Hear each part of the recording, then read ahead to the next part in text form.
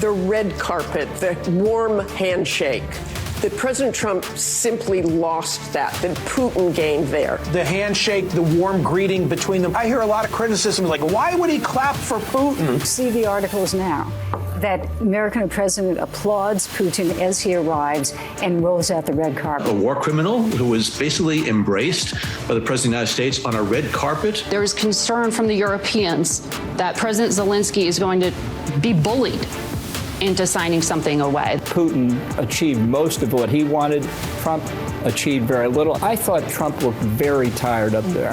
I mean, very tired. And the fact that he was given a ride then in the presidential limousine, the Beast, I certainly hope the Secret Service has swept that vehicle very well in terms of any type of, small microchip. It's very possible that President Trump could feel tempted to take a bad deal, a deal that goes over the Ukrainian heads. Everybody on the Russian party is a suspected spy. This whole base is now available to them, at least to some extent. I don't think it should have been held on the base. The humiliation for the United States, the loss of credibility and reputation yesterday in Alaska was much worse than the botched withdrawal from Afghanistan.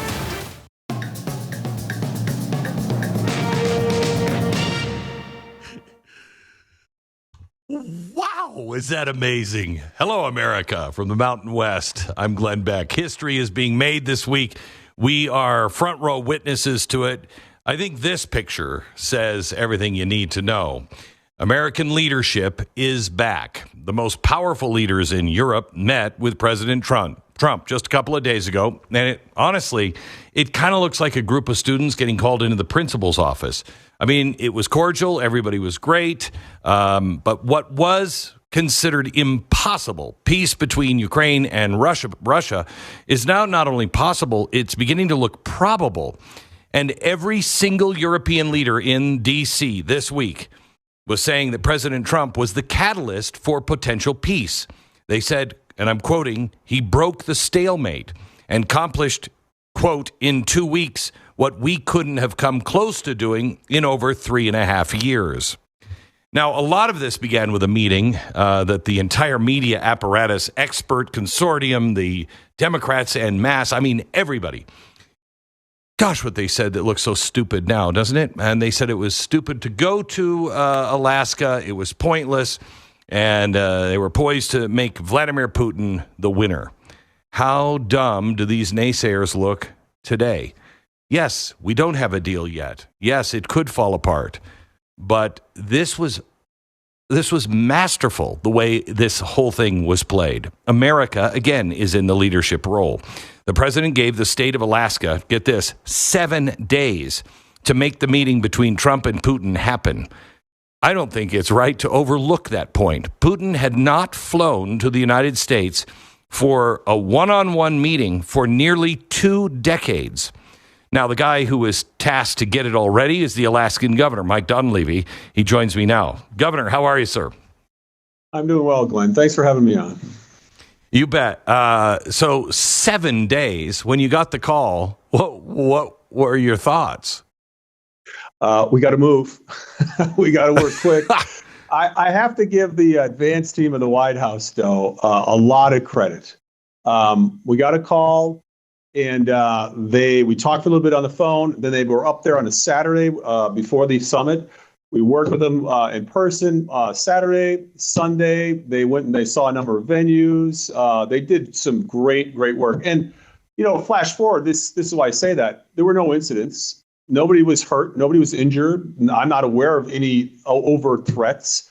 It worked well. And I think it was good that they had it on the base for a whole host of reasons. They've got the facilities there. They've got the space there. But also, Glenn, if you were there, it was quite the show because lined up were F-22s, lined up were F-35s, lined up were B-2 bombers. I mean, I have to believe that Putin left saying, their bombers have jet engines, our bombers have propellers. We might be in trouble. Yeah. I have to tell you, I saw that B-2 bomber fly over, and I'm just guessing, but I think that had to come from Trump. His brain going, and when we get here, I want that baby to fly over our heads. I don't know if that's true, but it seems very Trumpian. But when I saw that, I thought, that is the greatest statement of power I have ever seen. And everybody was making and saying, well, Putin thinks Alaska's there. I noticed on the stage, it didn't say the United States of America or USA and Russia. It said Alaska. I mean, it was very clear who owned Alaska. Yeah, the US of A. I mean, we're probably, in my opinion, we're probably the most American state there is. We have the highest per capita retired veterans anywhere in the country reside here in Alaska. We have admirals and generals that retire here. We love our military. We are Glenn, we are the real fort for North America. And that's not to disparage other forts, but we're in the bad neighborhood. Russia's 2.5 miles from us. The Chinese warships ply the Bering Sea. We're under the North Korean missile umbrella. So we live this every day. I know. It's a very different place. I used to know the person that was a commander of, I don't know what it's, strategic air, up there, whatever the big base is that I think this took place on. And he said they had encounters with Russian planes all the time. How weird was it to see a Russian plane land at that military base and Vladimir Putin get off? Well, I mean, it certainly was interesting, right? It's a first for us. He's the first Russian leader to ever step foot, my understanding is, on Alaska soil. Alaska, as you know, was purchased in 1867 from the Russians. But it was great to have a president to come to Alaska. And, people may not realize this, but the president has been to Alaska many times. And a lot of presidents, when they go to Asia, they stop at our base, that very base, and they refuel. Right. Before they go on to Asia. We've had the opportunity over the years to be able to meet with the presidents. I don't know how many times I've met with President Trump on the tarmac or in the Oval Office in Air Force One, but he has a real affinity for Alaska. When you look at the executive order he issued on the first day when he was inaugurated for Alaska to unleash our energy and our critical minerals and so forth, but he's got a real affinity for Alaska. We appreciate him very much, and we were just honored to be able to work with his advanced team, work with him, and pull this off without a hitch in 7 days, as you said.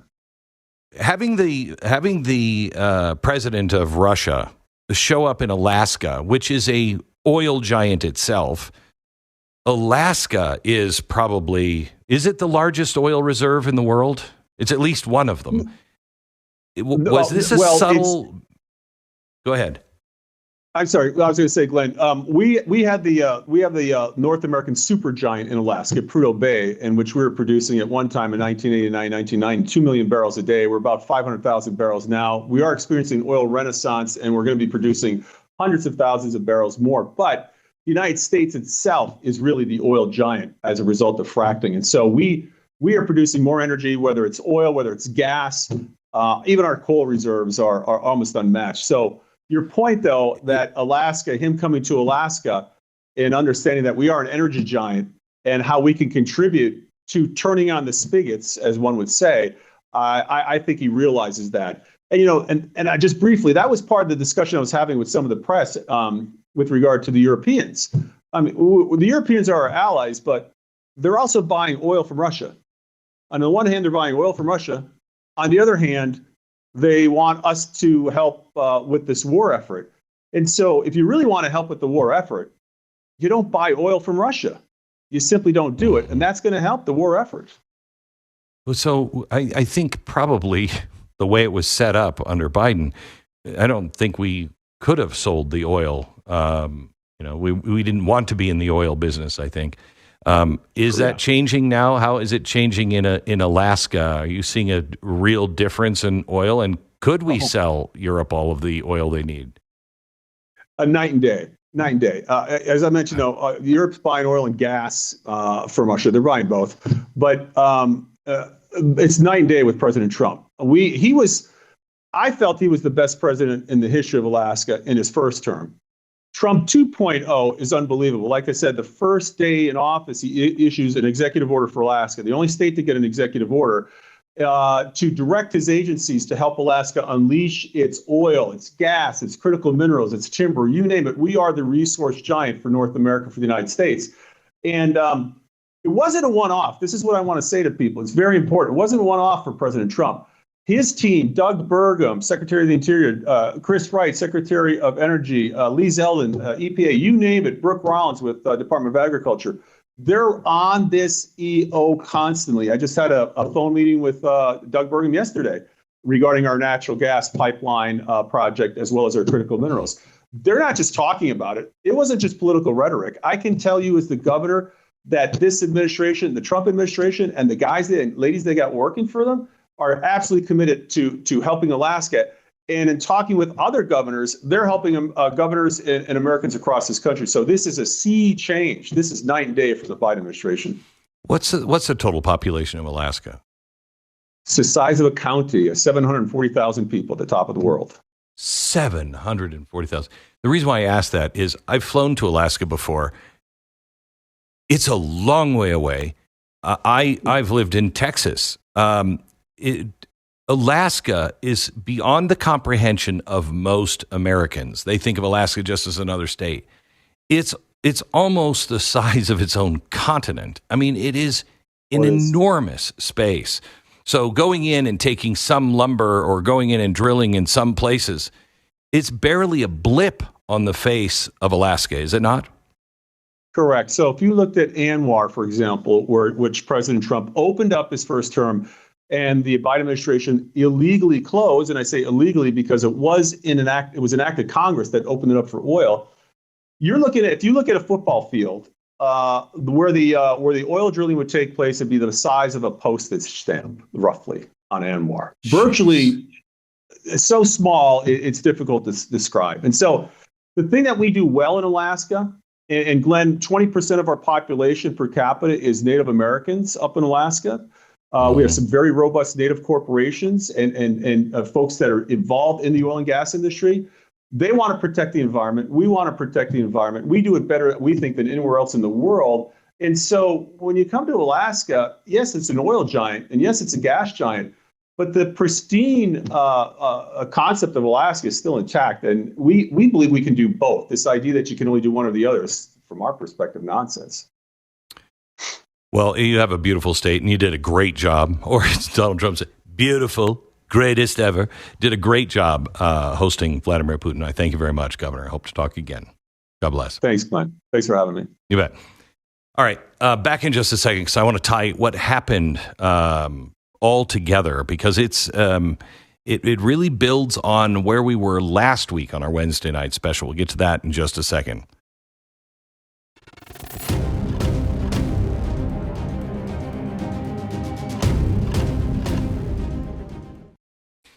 Children are a gift from God, and every day thousands of women across our nation are facing unplanned pregnancies, and they don't have anywhere to turn. They turn to their own families, and their families are saying, get rid of it. They are really alone. Right now, nearly 1 in 4 pregnancies end in abortion. That's over 3,000 lives lost every single day. But through Preborn, the network clinics, there is some hope here. Lots of hope. These clinics are providing free ultrasounds, and that is the first step. They introduce the mom to the baby, and at that moment, everything changes. Over 350,000 babies have already been saved through this life-giving work, and it doesn't stop there. Moms are being introduced to Christ, receiving practical support. They're choosing life. The baby is supported as the mom. There's mom, Valeria. She thought she didn't deserve to have a child until her search led her to Preborn. One of the network clinics she walked into, now she has a beautiful daughter who's already, spreading life to others. It's fantastic, and it happens every single day. And that's why your monthly support is so critical. Just $28 a month. It can save a life, a restoring life, a precious gift from God. Dial pound 250. Say the keyword baby. That's pound 250, keyword baby. Go to preborn.com/Glenn. You know, the absolute onslaught from both the Democrats and the media on Trump's meeting up in Alaska is really, truly insane. I mean, it is almost like they want peace to fail. It's weird, isn't it? It's almost as if there's some other motive going on here. Should I say something they're trying to cover up? More on that in just a second. But let's start with Hillary Clinton just a few days ago, because it shows how desperate they are for all of this to fail. What does she consider the only acceptable outcome for Ukraine and Russia? What's the only acceptable outcome for Hillary Clinton? but maybe this is the opportunity to make it clear that there must be a ceasefire, there will be no exchange of territory, and that over a period of time, Putin should be actually withdrawing from the territory he seized in order to demonstrate his good faith efforts, let us say, not to threaten European security. Look, if we could pull that off, if President Trump were the architect of that, I'd nominate him for a Nobel Peace Prize. Yeah, and I'd give him the moon. It's not going to happen. I mean, remember, this is the architect of we came, we saw, he died. The chaos that is still Libya. She's the former Secretary of State. She knows that job is to negotiate. She is saying here, we're not winning the war, or at least it's a stalemate. There are people dying all the time. I mean, half of what we lost in Vietnam over the entire war, half of that is lost, every couple of weeks? Do we just keep going there? And what? No negotiation? For her to be in charge of all U.S. diplomacy under Obama, and the deal she would have tried to negotiate for would be what? A mandatory ceasefire, okay? No exchange of territory. Well, that doesn't happen in war.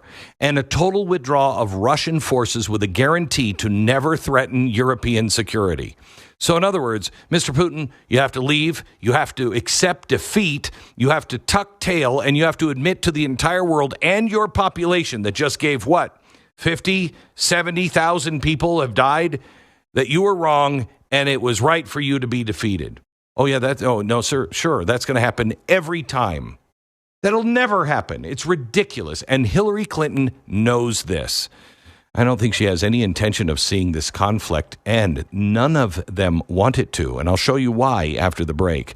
But this is also a little humorous given how Clinton, contributed to the Russian relations in the past. Her big official dealings with them included handing her counterpart in Moscow a ceremonial reset button.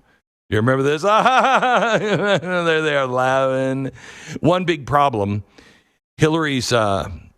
she's a master at research, and one of those master researchers at Obama's State Department mistranslated the word reset. Instead, in Russian, it said overloaded or overcharged. Right. We put her in charge of fixing things with Russia. Mm-hmm. Things between Russia and the West were about to get very overloaded in just a few short years. But let's go back to how Democrats and the media are all but begging for the Trump and Putin meeting to be a failure. Here's a report from both CNN and CBS. Trump-Putin summit ends without concrete deal. Okay, true. Trump-Putin summit in Alaska ends with no deal. Wow, it's almost like they're getting talking points. You know what I mean? It's almost like somebody is like, what are you writing? Okay, we're going to write that too. Okay, what a great point.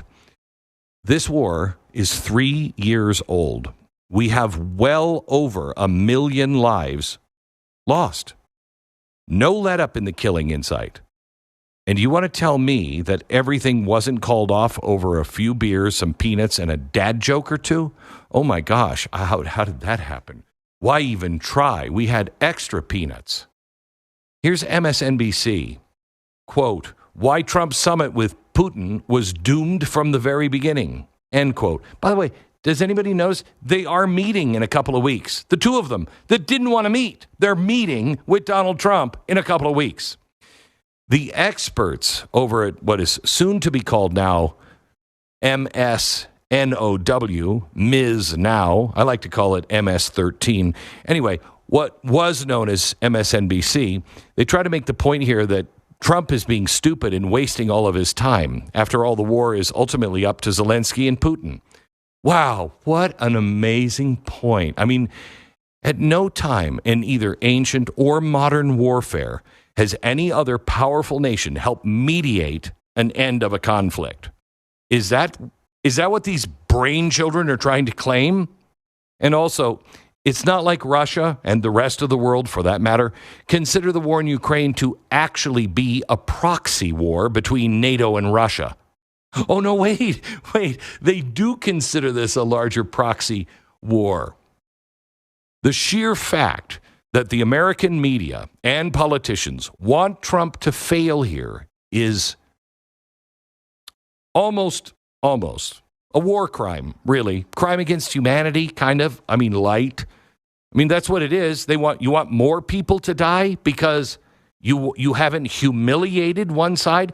Do you remember brain trust, what happens the last time your progressive god in Woodrow Wilson humiliated the guys who started the war? Do you remember that?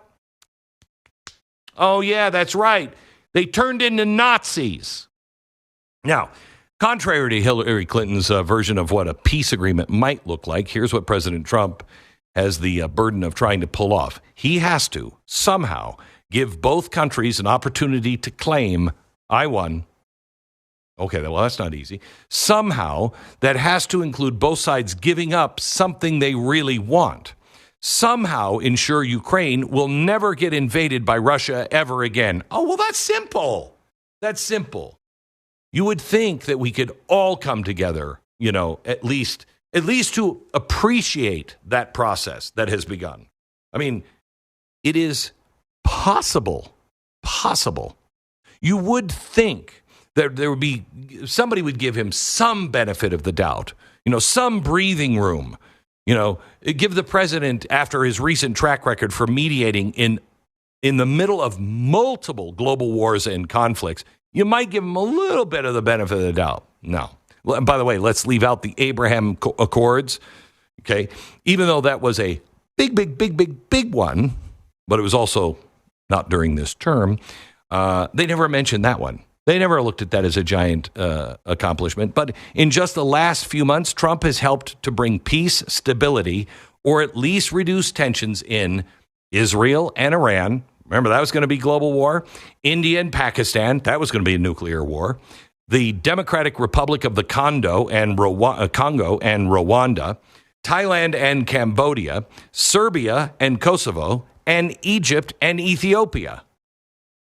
Wow. This American president is leading the world again. This American president, he's active in peace and conflict resolution. Do you know of one that has been more engaged in that than Donald Trump? And all of this within, the first 7 months of his term? Now, we are obviously a long way off before the war is finally resolved, and I hope it is, but it may not be. Special Envoy Steve Witkoff claims that there's an Article 5-like security guarantee, similar but not NATO's collective defense. If one of them gets attacked, then, we're all into that war, I guess. And that's on the table now for Ukraine. If that is true, that is huge. It means Putin has given everything. That's what this whole war was about. He's actually considering gigantic concessions. And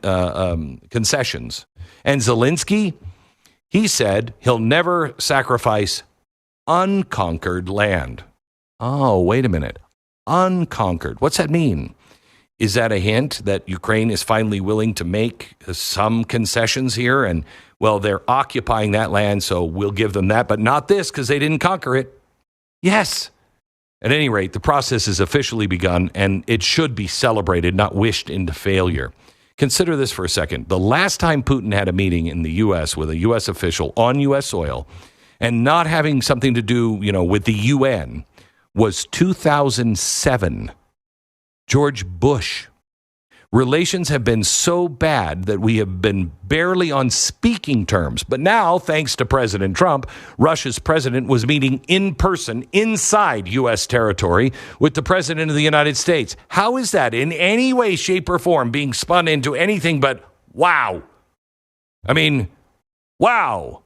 That could mean the beginning of something unbelievable here for peace. But why have the Russians stopped talking to us? Why did they stop talking to us? Why? Why did they totally write us off right around the time that Obama became president? before I go into this a little further, let me make this very distinct point. What you're about to hear, I want you to know, I'm not taking Russia's side. Russia invaded Ukraine. Over 1 million people have died. It's Putin's fault. Putin's not a good guy. He's a relic of the Cold War with a willingness to get bloody, very bloody. I mean, I have a meeting with Putin. I look for the plastic tarp on the floor before I walk in the whole room. He will kill people inside and outside of his own borders. But there is a reason why I believe people like Hillary Clinton and the Democrats in general and the mainstream media would love to see Donald Trump fail here. And this is part of the brilliance of the recent Russiagate disclosures. They describe a lot of what we're seeing right now. And war with Russia was something they were willing to risk, as long as it helped them maintain power. I'll show you what I mean next.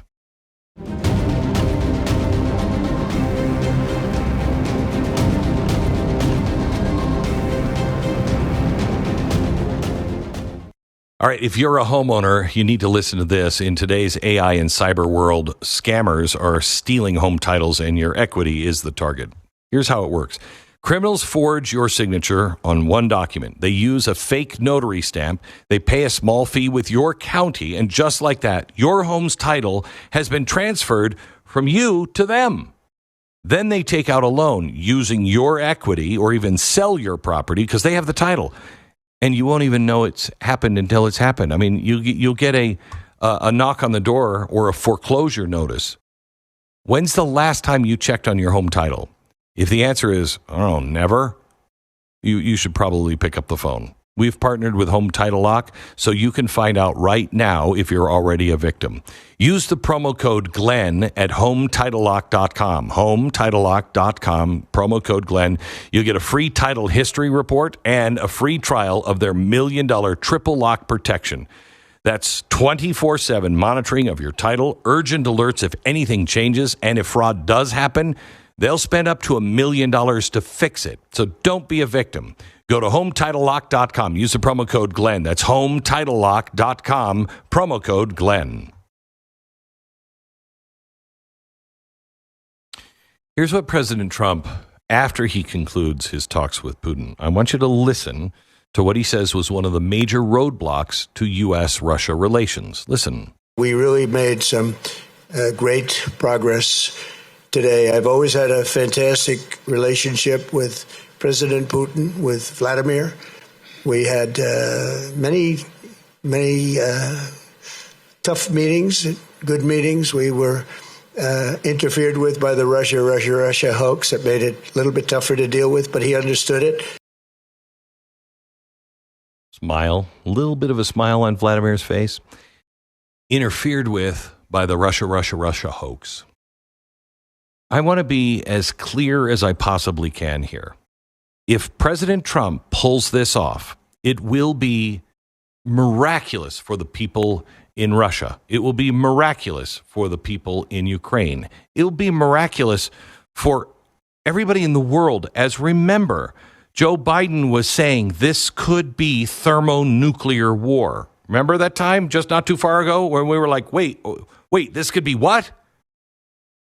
It is a huge celebratory thing if it happens for people. But for the deep state, it will be an unmitigated disaster. They need it to fail so badly. He's not just cleaning up their mess, but he is also shutting down the entire deep state operation within U.S. foreign policy. I talked about this last week on my giant deep state chalkboard. They manipulate U.S. and global operations by asserting influence through government agencies like the State Department and the intelligence community, the DOJ and the FBI. Then they control that information through private institutions like law firms, NGOs, think tanks. The latter was confirmed in the Durham Annex. And all of this is amplified through controlled leaks to the media. You know, I started the show with those people in the media saying all those crazy things. Did you notice that John Brennan was one of them? How is he still a trusted expert on anything? How?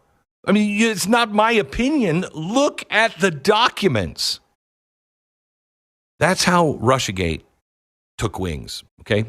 There's a reason why only Donald Trump could pull off what's been happening with Ukraine and Russia over the past few weeks. Putin wouldn't talk to anyone else. He wouldn't deal with any of the leaders in Europe. And he sure as heck isn't going to deal with anybody in the Biden administration or any Democrat, because he knows they tried to overthrow any influence he had, back with the Maidan revolution. That was us. That was our State Department. Can you imagine how we would feel if somebody walked into the Philippines, or somebody walked in even closer, somebody walked into the Bahamas, Russia, and they were fomenting revolution so they could get somebody who's pro-Russia there? What do you think we would do? Now, whether they were actively involved in the deep state operation to smear Trump and vilify Putin in Russiagate, or they just stood along and refused to speak, they were all involved in this. Now, if you remember my big deep state chalkboard, all of these people were involved in the manipulations in Ukraine, all of them, going back to the first revolution in 2004. USAID money flowed into NGOs, and then they were backed by people like George Soros. As I showed you earlier, all of this was known by the Russians as Hillary Clinton discovered them, their little infamous little reset button, but nothing had changed. They knew nothing had changed. And that was on full display just a few years later as the Obama administration and the deep state helped Ukraine with their next revolution in 2014. The same deep state levers, again, the same exact people, again, were present. NGOs, Soros, State Department, Democrats, all of it. Now, fast forward to Russiagate and Donald Trump. This time, the deep state, allegedly in league with the top levels of the Obama administration and the Clinton campaign, turned their global color revolutions inward, and they set their direct target on a U.S. citizen and president. They used your tax dollars, the money you work hard for. They manipulated the media that you watched. All of this now is documented and proven. They turned the U.S. surveillance, intelligence, and federal law enforcement apparatus against you, against me, against the person we voted for. That's what they were capable of doing. And they risked nuclear war in Ukraine. Now, when they won power back under the Biden administration, war, but not nuclear, is exactly what they received. Do you remember? This was in the classified Durham Annex. This is one of the most important pages in the entire report. It is an alleged email from an executive. And when I say, hang on just a second, when I say alleged email, this is what I mean by that. It's only alleged. We know that the facts happen. These things happen. We know that these things from our sources, our trusted sources, we know that these things were said. We're just not sure if they were in one email or several emails, because it was all broken up, or could be broken up, by the Russians. But the Russians found it. We were spying on the Russians. We know that they believed it. This is what they had on Hillary Clinton. And that's what they were covering, not the Russians, us. That's what deep state was covering up. So this alleged email from an executive whose focus is Eastern Europe, from the George Soros Open Society Foundation. In this email, he states that Hillary Clinton's campaign says, and I quote, "It will be a long-term affair to demonize Putin and Trump." He then describes how the deep state, utilizing federal resources, will amplify all of this. Did all of this happen? Everything I just say, it happened? Then he says, later the FBI will put more oil into the fire. Did that happen or not? Then he states the possible global consequences. Anyway, things are ghastly for U.S.-Russian relations. You want to talk about irresponsible people that are playing with the lives, literally, of over 1 million lives already lost. It could have been hundreds of millions of lives. They knew that a color revolution turned inward on the U.S. public was dangerous. They knew that they were possibly risking war, nuclear war, a war that had the potential to escalate into just one flaming hot ball of fire called Earth.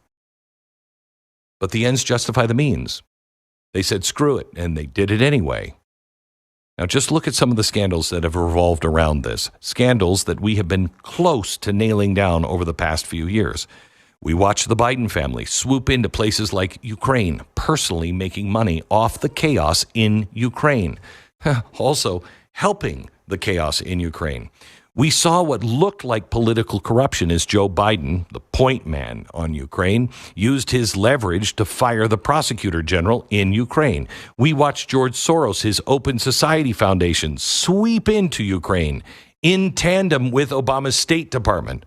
Then we witnessed the entire apparatus try and impeach Donald Trump after he threatened to expose the entire thing.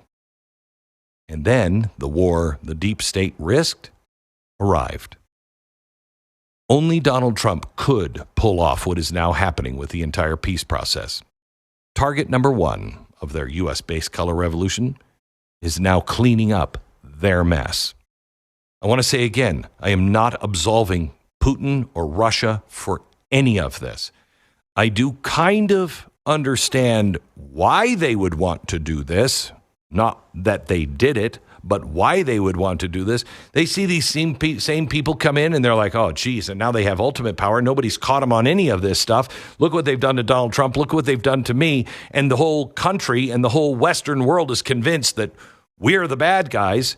I'm not letting them in. I know what they did to us in Ukraine last time. I'm sorry, I'm going into Ukraine.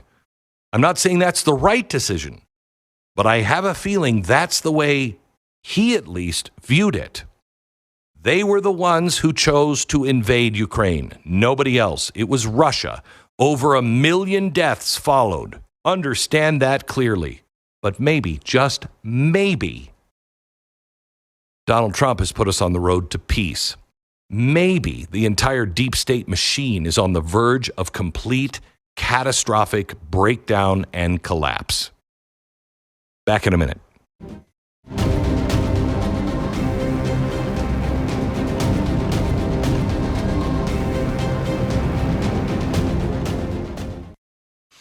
You know, so many people are living with everyday pain. They think they're just stuck with it. I mean, it is what it is, right?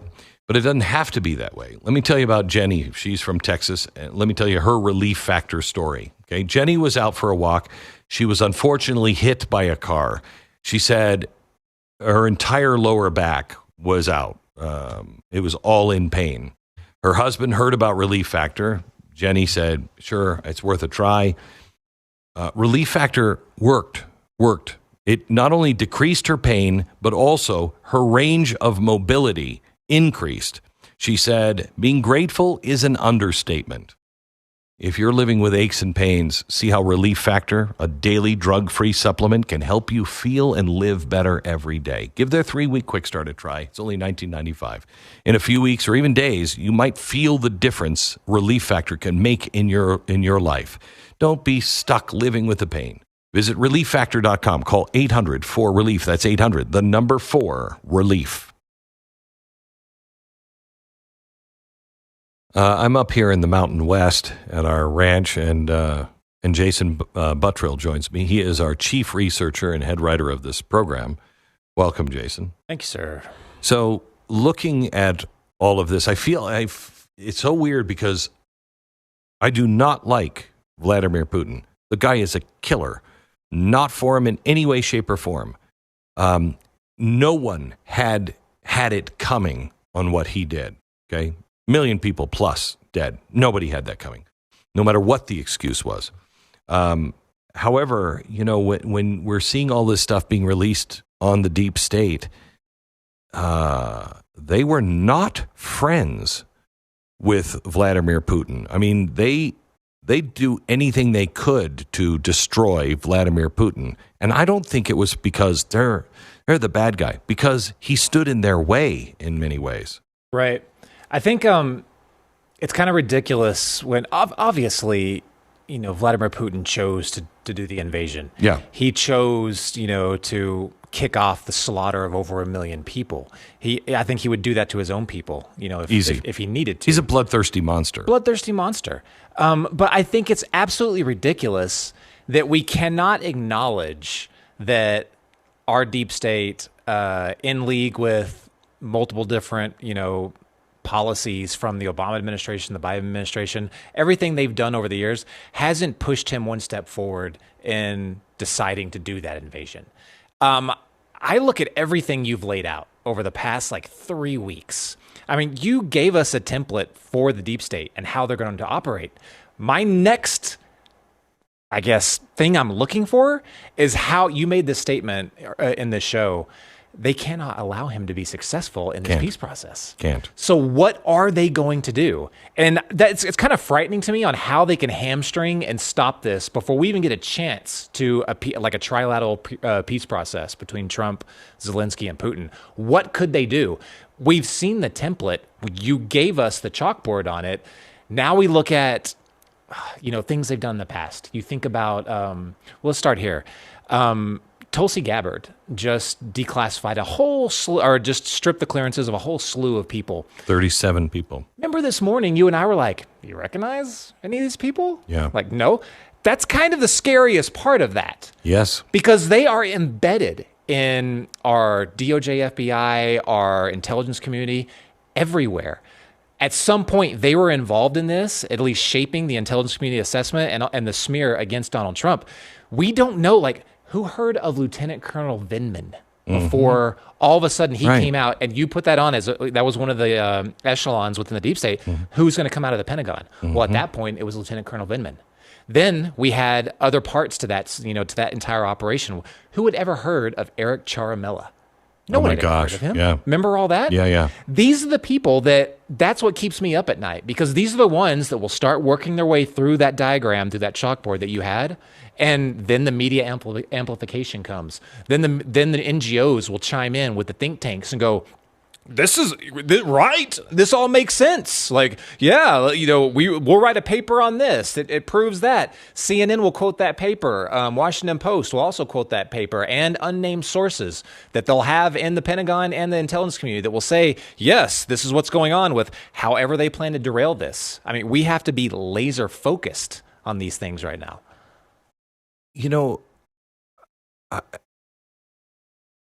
We can take away their security clearances, but that's not going to stop the press from talking to them. You're right. I mean, these people, all of them, still are treated like they have absolute credibility. When, I can't wait for this to go to trial. To me, this is an open and shut case. I don't know what the laws are, et cetera, but this is so very clear of what has been going on, and a long conspiracy. And it's not just to get Donald Trump. I don't think it was ever to get Donald Trump. It was to make sure their tracks were covered, that they get back into power, because, they thought with Hillary Clinton, she really thought that she was going to win. The Democrats really thought they were going to win. There was no chance Donald Trump was going to win. So now they're sitting there and they have all their unmentionables out on the couches and everything else. They got to clean that up as fast as they can and discredit Donald Trump as fast as they can and tie him to Russia. Because if he finds some of their unmentionables and it's tied to Russia, he's going to do this to us. He's going to say, look, Russia, look at, they were in bed. Look at what's happening. Russia had all of these things. They held it back. Okay? How do they go without, how do they let this go? They can't. This is it. This is the final. We are witnessing the final battle, and this is where it gets. Becomes very Mission Impossible. Where you watch these movies, Jason Bourne, and you're like, that never happens. Yeah, some of it does. Some of it actually does. And when you're talking about this much power, this much money, it's going to get crazy. It's going to get crazy. Yeah, it's going to get crazy. And yeah, you talk about they cannot let this go. What's crazy to me is, I mean, what was it, like about a month ago when we started seeing some of these disclosures? Things that we didn't even think were connected to some of the other questions we had about the deep state, right? Like Ukraine. We pretty much had that wrapped up, the Bidens in Ukraine, what the Democrats were doing in Ukraine. We knew it in here, what was going on. Pretty much the entire American public knew after, if they were watching some of these shows that we did. But now we're starting to get answers to that through actual, official documents and leaks. And I would love to think that the people in the Trump administration are realizing this, and they're like, "Yeah, we're going to release this. It's about RussiaGate, and exposing that."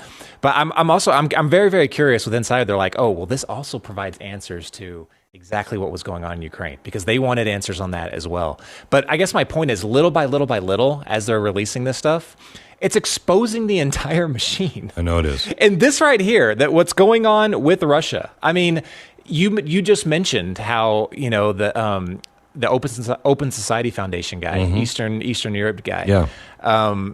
He's talking about the RussiaGate smear, but he's also, talking about, well, this is going to screw up U.S. Russia relations.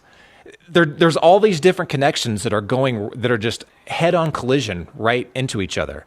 And it's providing answers on, well, if that's the case, then we know that everything that they've said was the precursor for like Russia's invasion. Maybe there's more involved there.